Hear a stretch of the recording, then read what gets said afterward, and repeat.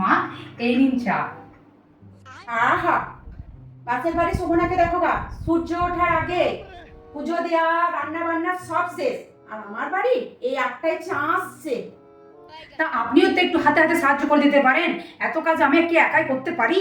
যখন করার বয়স ছিল না তখন আমি ঠিক করেছি, আর আমি কাজ করতে পারবো না এই বয়সে। থাক, আমার কাজ আমি নিজেই করে নিতে পারবো, কারোর সাহায্যের আমার দরকার নেই। এই নিন আপনার জন্য খাবার এনেছি।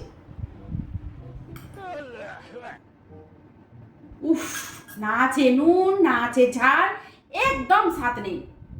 সুমনা দেখো সেদিন ইঁচড়ে সবজি দিয়ে গেছিল, আহ কি খেতে যেন মনে হচ্ছে অমৃত। কেন একটু ওর কাছ থেকে রান্না শিখতে পারো না? মা, আপনি সবসময় সুমনার সাথে আমার কেন তুলনা করেন? আমার কি খারাপ লাগে না? খারাপ হলে তো আমাকে বলতেই হবে।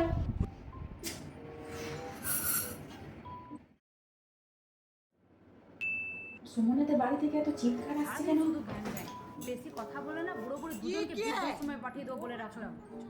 তুমি চুপ করো, তুমি তুমি বেশি কথা বলে বুড়ো বুড়ি দুজনকে বৃদ্ধাশ্রমে পাঠিয়ে দেবো। একদম চুপ করে থাকো, ঘর থেকে বার করে দেবো দুজনকে। বাপ রে, সুমনা ও শ্বশুর শাশুড়িকে বৃদ্ধাশ্রমে পাঠিয়ে দেবো বলছে। আহা, আমি আমার বৌমাকে কত কি না কথা শোনোই। ও আমার বউ তো অনেক ভালো, আর আমি আমার বৌমাকে কিচ্ছু কথা বলবো না। 1 hour later. মা, এই নিন চা। দাও। মা, চাটা কেমন হয়েছে? আমার বইয়ের হাতে চা তুলনায় হয় না।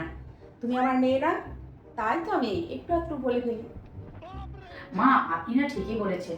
আমি আজকেই সুমনাদের বাড়িতে গিয়ে সংসারের সব কিছু জেনে নেবো, রান্না বান্না, পুজো দেওয়া, শ্বশুর শাশুড়ি কি করে সেবা করতে হয়, সংসারের খুঁটিনাটি যাবতীয় যা কিছু আছে আমি সুমনাদের কাছে আজ থেকেই সব শিখে নেবো। বলে বুড়ো বুড়ি দুজনকে বৃদ্ধাশ্রমে পাঠিয়ে দেবো। একদম চুপ করে থাকো, ঘর থেকে বার করে দেবো। না না না না বৌমা, তোমাকে সুমনার কাছে যাওয়ার কোনো দরকার নেই, আমি আছি না, আমি তোমাকে সব শিখিয়ে দেবো। ঠিক আছে মা, তাহলে আর সুমনাদের কাছে যাব না, আপনার কাছেই সব শিখে নেবো।